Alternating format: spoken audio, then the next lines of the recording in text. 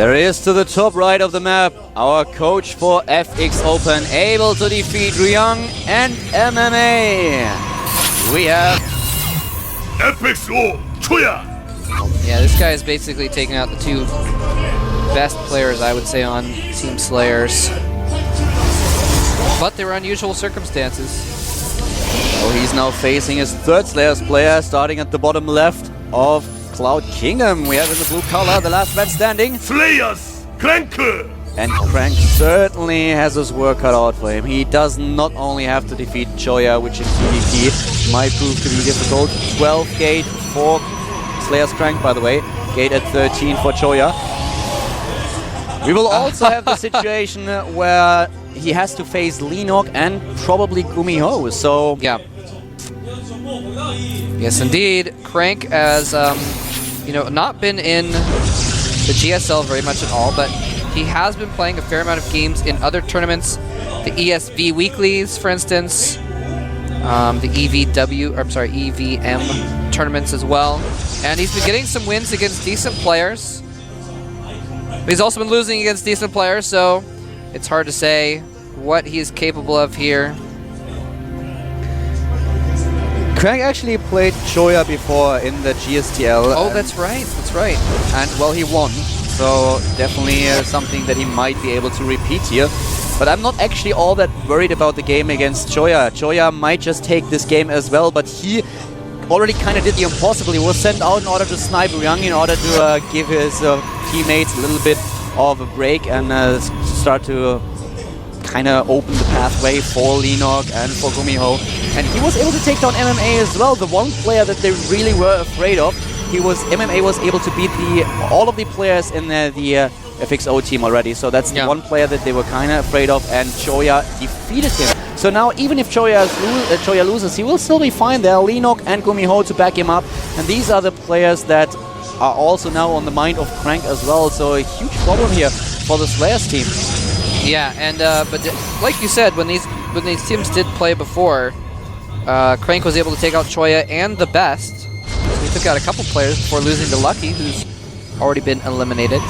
But you're exactly right. It's going to be so tough for him to go through so many players, such strong players. And you know what? I hate to say it, but it's unfortunate that, you know, Ganji would have been a perfect player to put out at this point in time. Yeah, he's the only other player I think that would have had, maybe Tasia, but would have had the staying power against all three races to maybe come out with a win in this situation. And he's left recently, so it's really unfortunate for Slayers.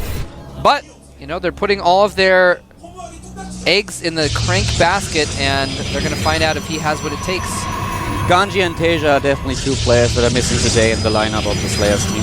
We had Choya with a cute nuke, by the way. Upon realizing that his opponent was scouting, he had the second assimilator building, and he did not mine from it for quite a while now. Oh, nice. Both of them transitioning here into a robotics play, robotics facility, and still getting drones, so probes, so we won't see any kind of early aggression 4-gate play on this map.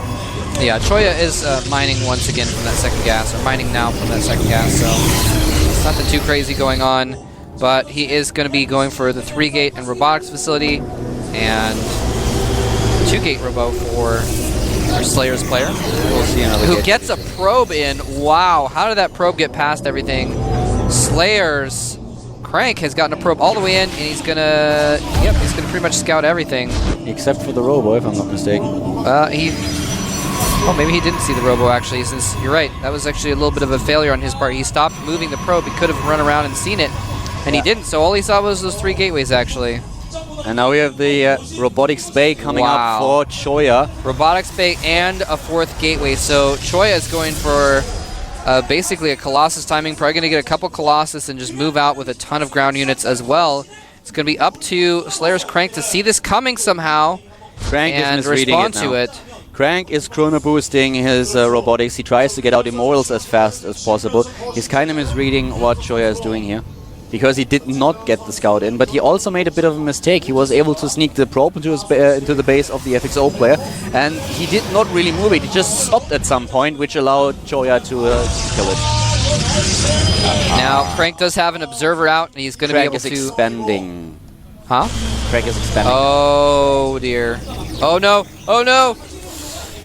Oh, that Observer is the life force of Crank right now, and it almost died before he was able to scout. He needs to find out what's going on. He's going to get in there and see the robotic support bay.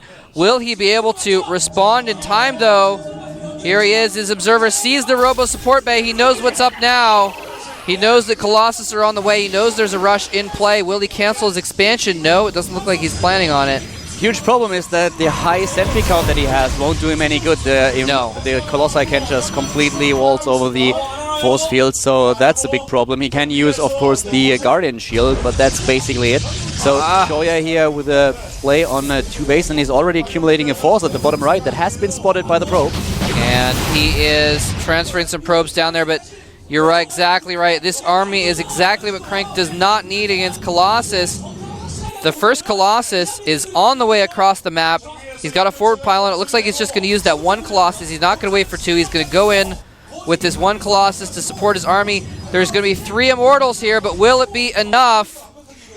Right now he has 2, and I don't think that's going to be enough. If he goes in there, he has the force fields for both of them, and just look at Choya going for it at 65 supply already, taking down his opponent Sentry. He should make sure that he's getting the Immortals as well. The Colossus still going strong on the high ground. We now have 1 additional Immortal, but it's not going to be enough. Choya is on 49 supply against 38, and he takes down unit after unit. Only an Immortal and a few Stalkers left for Slayer's Crank, and this could just be it here. The Immortals are doing tons of damage, though. He's killed off most of the Stalkers. If he can get that Colossus, the last shot from the Stalker gets the Colossus. Will the Immortals be enough to kill off all these Stalkers, though? He's going to get at least 2, and might get the 3rd as well, actually, if he just turns on it. Choya kind of missed-microed that. He was not able to get his units that he just warped into the mix because they were attacking units on the high ground. That's why he lost the 1 and single Colossus that he had. A huge problem for him here, and definitely an upset which could give the advantage to Crank once again. He still has an Immortal. That Immortal alive. He has it alive in the back.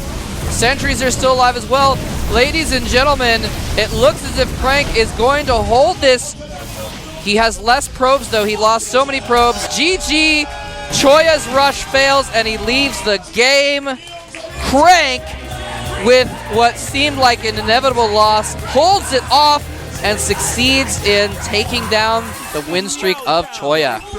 Choya must be really upset here. He kind of botched this in the end. His unit control, this was his game. He should have won this game, but the problem is he's going to hit someone if he's not careful, man. Those high fives are getting out of control. He warped in additional Stalkers at the pylon to the right, then he moved with an A move over to his army, but at the same time he had the observer position so he could spot the high ground. There were 2 units on the high ground that the Stalkers attacked. So the 1 Colossus that he had was suddenly faced by 3 Stalkers, I think, and 1 Immortal. Had to move back, but was not fast enough to get behind the Stalkers, and therefore he could not save the Colossus. And without the Colossus in the picture, Crank looked very good suddenly. I also got to say that Crank's control during that battle was very, very nice. He knew the Colossus would just stomp all over his force fields if he tried to separate the army that way. So what he did was he formed a concave and then he basically formed a concave with his units and then put force fields right in front of them, so the Zealots were pretty much useless during the battle. And that helped a lot because he knew that if the Colossus came forward to stomp on those force fields that were next to him, the Colossus would just die. So he was able to eliminate the high Zealot count from being terribly effective in that battle. Choya must be really upset now. With a better unit control, he would have won it. He would have won the game. But, well, he made a mistake, and the thing is, Crank had units on the high ground, was trying to attack from 2 sides at once, kind of forced him into it, but if he would have paid attention to the units on the high ground, just walked past with the Stalkers, got a couple of hits, saved the Colossus, he would have taken down the game. But when the Colossus was dead, and this was the one thing that Crank was going for, and as soon as the Colossus was dead, he was like, yes, I did it. So he kind of capitalized on the mistake that Choya made, and he did it very, very well. We had a harvest account of 26 to 18 in the end, but Crank was on 2 bases, so Choya GG's out and lost, but still, he won against Ryong and MMA, and now we will probably see, I guess we will see Linok now. Either Linok or I might send out Gumiho first also, depending, but you're right, they know it's the last guy. They can choose They might as well just send out Linok. They've got a good map choice. We will definitely see Linok and Gumiho if he defeats one of them. So who's going to be first? Yeah, that's going to be who it is. And we're going to find out in just a second here. Oh, no, we're going to check out the replay here. So this is, look at this. He uses some force fields. The Colossus ignores it. So there we see the force fields in front of his army make those Zealots just run around, not doing anything, just dying to the Stalkers. Beautiful play. Kills the first Immortal, then we have the probes pulled, and he's trying to focus down the second Immortal of his opponent. Most of the Stalkers are now already gone, but still, Joya is looking pretty good here. And now we will see the units coming from the right side of the map in a few seconds. Yeah. Another Immortal on the top is being attacked, but he's losing already his units at the low ground. He could just move them back out of the range of the Immortal, then he would force his opponent down. And here comes the one Colossus, and he's not able to save him. He's completely focused on this Immortal on the high ground. He does not micro his one Colossus at all, and then suddenly he loses the game. He could have stuck around a bit longer with the amount of probes that he had. With 2 bases for Crank, he was behind, but still could have fought a little bit longer here. I agree. I think he might have been able to follow that up with maybe one more push with a couple Colossus or something like that, since he did have a probe lead, but the positioning was just a problem for him in this fight. Positioning for Crank was better, and well, we'll see the next player, either Gumiho or Linok. Everything else would be really a surprise. Yeah. There's Linok. Linok is going to be sent out, and he's riling up the crowd. They are giving him a cheer. The FXO fans are excited to see him come off the bench. Sad we didn't get to see MMA versus Linok. That would have been a great match. But perhaps Crank versus Linok will be even more epic. The map is going to be Belcher Beach, so... Wow. Linok on Belcher Beach.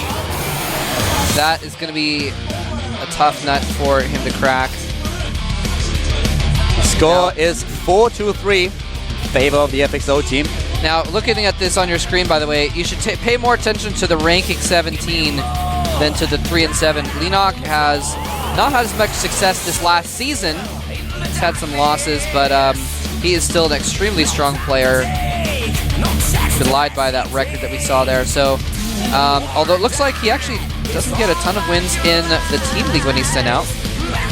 But on Belcher Beach, Linok is definitely the favorite.